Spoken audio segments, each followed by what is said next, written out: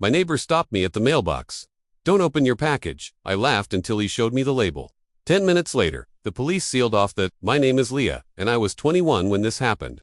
It was an ordinary Saturday afternoon in our quiet neighborhood. The sun was shining, kids were riding their bikes up and down the street, and sprinklers clicked on across the lawns. I remember being barefoot, walking down our driveway with my phone in one hand and humming to myself. I had no idea anything unusual was about to happen. I stopped at the mailbox, pulled out the stack of envelopes, and felt the weight of a small brown package at the bottom. It was heavier than usual, and the return address looked strange, but I brushed it off. I assumed it was something my dad ordered online, or maybe a book my mom had been waiting for. As I headed back toward the house, my younger brother, Ben, called out from the porch, "Bring my game, Leah. Mom said it's in the mail." His voice was playful, full of hope. I laughed and shook my head. "Don't get too excited. It's probably just socks for Dad." My mom, Grace, was inside cooking dinner, and my dad, Mark, was in the garage fixing something on his workbench. Everything about the evening felt normal. That's why, when my neighbor, Mr. Carter, suddenly came across the street with urgency in his eyes, I didn't understand at first. He wasn't the type to joke around or scare people for fun. A retired firefighter, he had always been calm, steady, and protective of everyone in the neighborhood. He stopped me halfway up the driveway, his hand lifting toward the package. "Don't open that," he said firmly. His tone made me freeze. I laughed nervously and asked, "What are you talking about?" "It's just a delivery." But he shook his head, his expression serious. That was the moment I realized this wasn't a joke. Something was wrong, and I was holding it in my hands. Mr. Carter's hand hovered over the package like it was dangerous to even touch. His eyes, usually calm and kind, were sharp with concern. "Leah," he said, lowering his voice, "this doesn't look right." I frowned, clutching the box a little tighter. "What do you mean? It's just a package. We get deliveries all the time." He shook his head and pointed at the label. "Look closer. The handwriting is uneven, almost like someone scribbled your name. And see this." His finger tapped the corner where the return address should have been printed. Instead, it was written out by hand in smudged ink from a city hours away. I leaned in, and my stomach tightened. He was right. Every delivery we'd ever received had a printed label, neat and clear. This one looked rushed, almost sloppy. "Maybe it's from a small business," I said weakly, trying to convince myself more than him.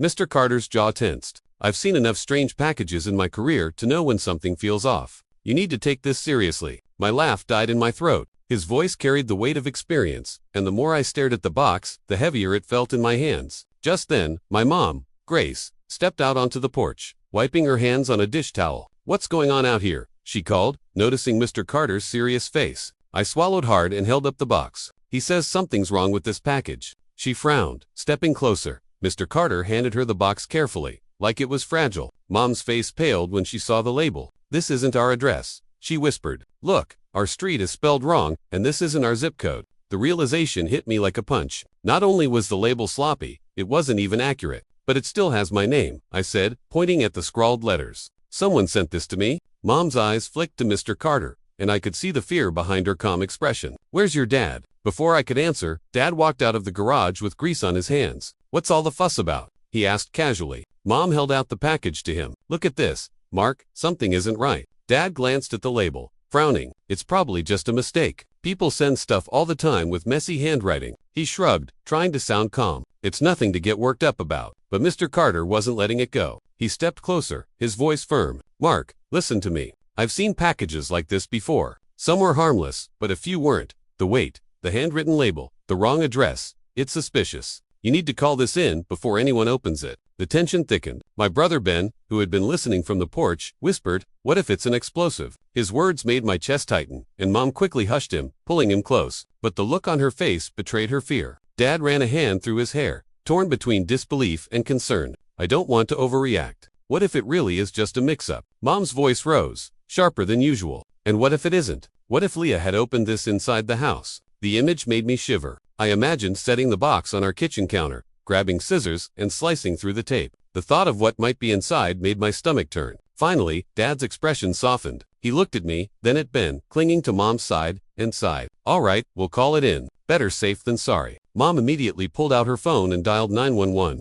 Her voice was steady but urgent as she explained the situation. A suspicious package delivered to our house with my daughter's name on it, but an incorrect address and return information. The operator instructed her to place the box carefully on the ground, away from the house, and wait for authorities to arrive. I set the package down in the middle of the lawn, my hands trembling. It looked so ordinary sitting there on the grass, yet it held the power to terrify us all. The seconds stretched as we stood at the end of the driveway, watching it like it might move on its own. Neighbors began to notice. Curtains twitched, and two kids on bikes slowed to a stop, staring.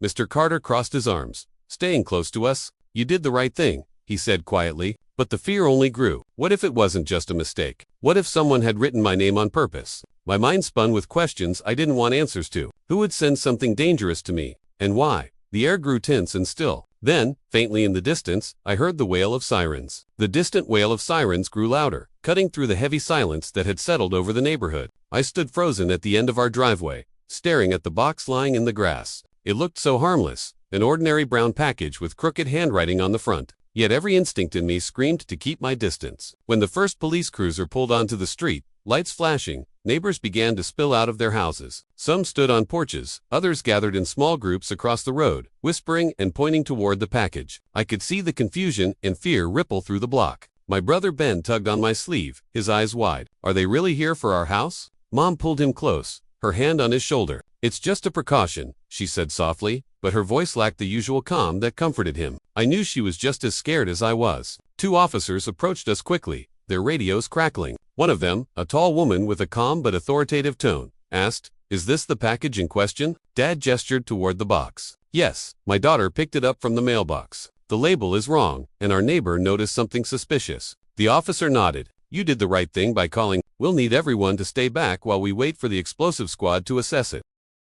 The words explosive squad made my stomach drop. Hearing them out loud made everything feel 10 times more real. This wasn't just a silly misunderstanding. This could be life or death. Another police car arrived and officers began blocking off the ends of the street with bright yellow tape. They went door to door, instructing families to stay inside or step back into their yards. Within minutes, the familiar, friendly street where we rode bikes and hosted barbecues looked like a crime scene. Red and blue lights bounced off windows, radios buzzed, and the package sat in the center of it all like a ticking question no one wanted to answer. Mr. Carter stood beside us, arms folded, his eyes fixed on the box. "You see," he murmured to my dad, "it's better to be cautious than sorry." Dad gave a small nod, his face pale. For the first time, I could see fear in his expression. It scared me almost as much as the package. My dad was usually the calm one, the one who brushed off worries and told us everything would be fine. Seeing him shaken made me realize just how serious this was. The explosive squad vehicle pulled up next. Officers in heavy protective gear stepped out, their movements precise and deliberate. They carried equipment I didn't recognize: scanners, robotic devices, and thick gloves. Watching them unload felt surreal, like something from a news report, except it was happening on our lawn. An officer in charge approached us and asked for details. Mom handed over the note she had written while on the phone with 911, describing the label and the incorrect address. I added, it was heavy for its size, and my name was written on it, but not in anyone's handwriting. "I know." He nodded gravely. "We'll take it from here. Please stay back." We retreated to the porch, huddled together as the explosive squad set up. They sent out a small robot with a camera attached, rolling it slowly toward the package.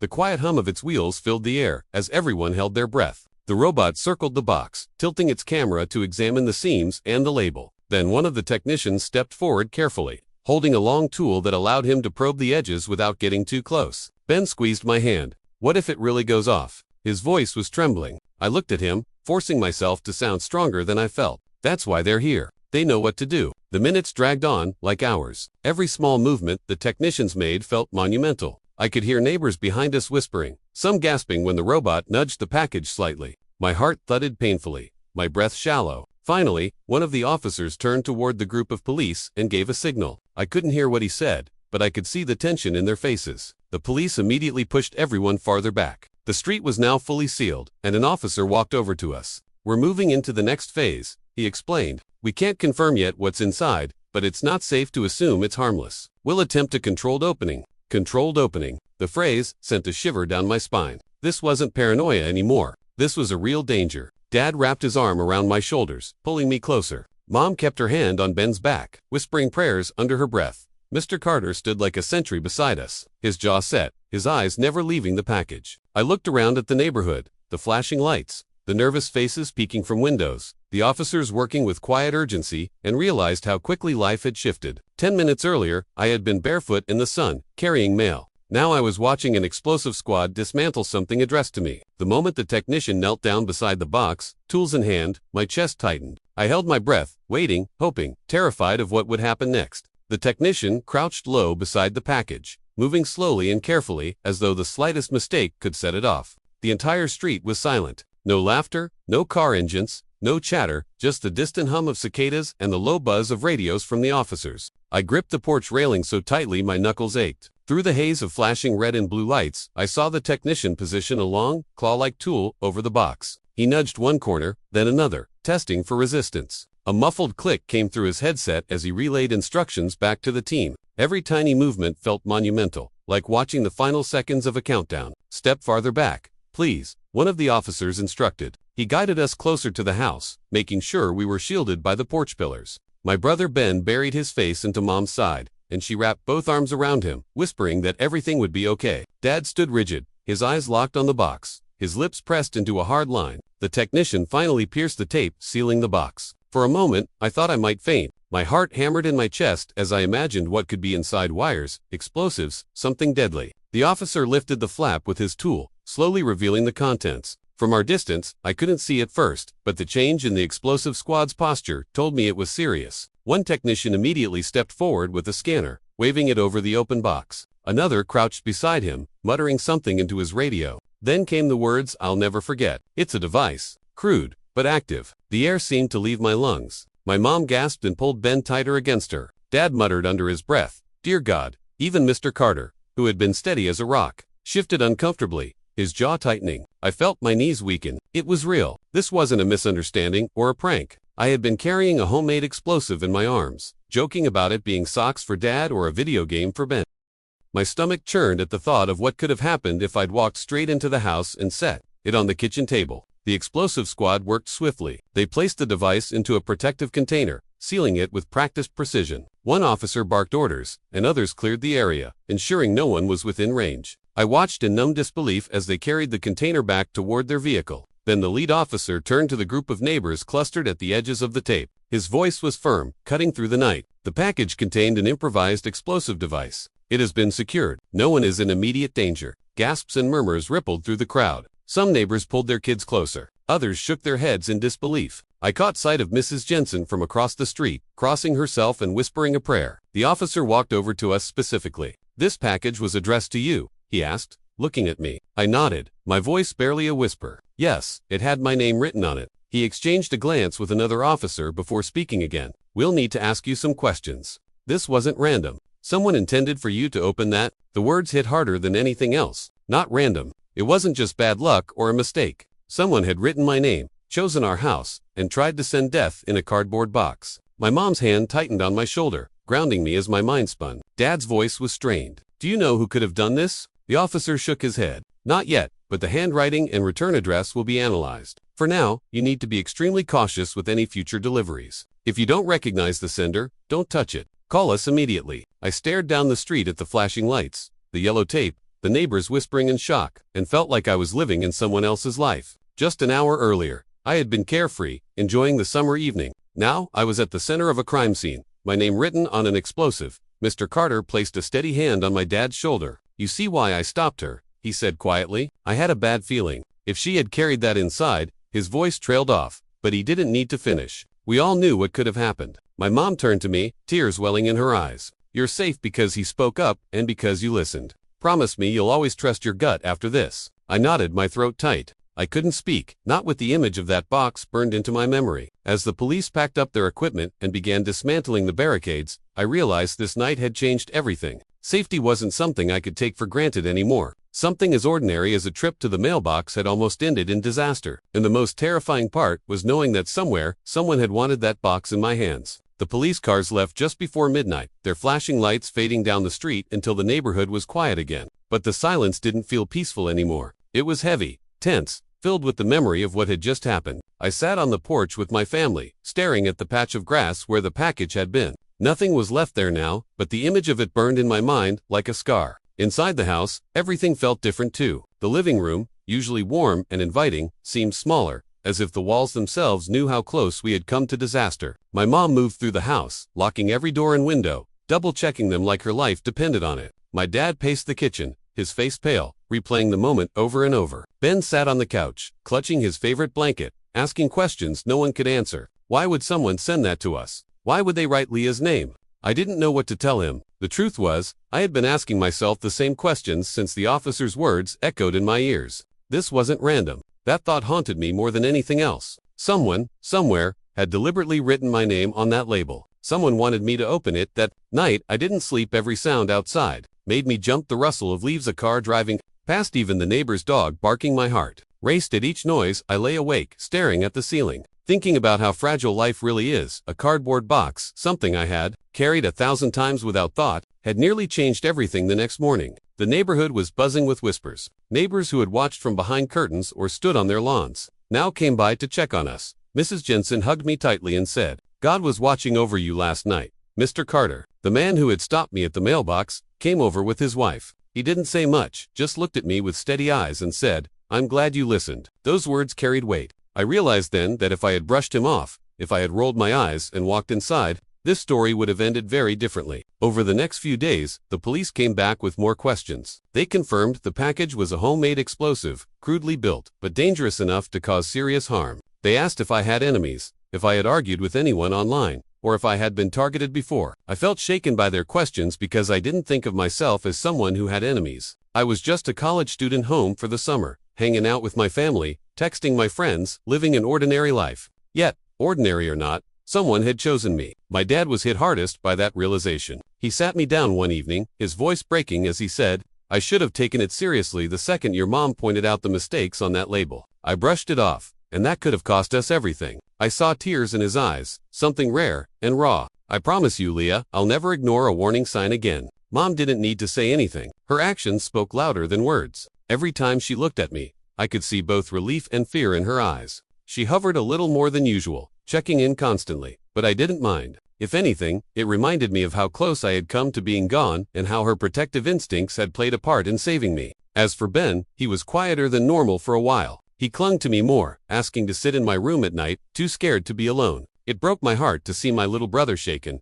but it also strengthened my resolve. I wanted him to know that even in the scariest moments, we could survive. Looking back now, I realized that night taught me something I'll carry for the rest of my life. Danger doesn't always arrive with flashing signs or loud warnings. Sometimes it shows up in the most ordinary places. A trip to the mailbox, a simple cardboard box. And when it does, the difference between safety and tragedy can come down to one small choice: listening, trusting your instincts, believing the people who care enough to warn you. If Mr. Carter hadn't spoken up, if my mom hadn't pressed Dad to call the police, if I had just laughed and carried that package inside, this story wouldn't have had the same ending. I'm alive today because someone cared enough to stop me, and because I finally chose to listen. That's the lesson I want to share with you. Never ignore your gut, and never dismiss a warning from someone you trust. It might feel inconvenient or unnecessary at the moment, but it could save your life.